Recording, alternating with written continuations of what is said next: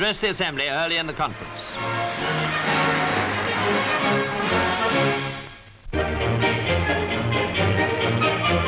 Flying over Braunchweig Airport near Hanover, this pilotless aircraft is radio-controlled from the ground. In fact, it's a lifelike model now flying in its true perspective in the German Model Aircraft Championships. A small radio transmitter is used to send out signals which direct the plane. In this case, it seems to be very remote controlled. Accidents at the meeting, however, were the exception, and the models usually got away to a fine start. Powered by tiny diesel engines, they can also put up a thrilling show of aerobatics.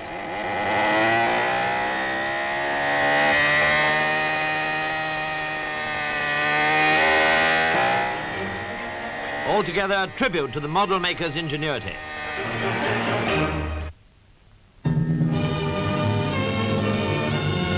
The port of my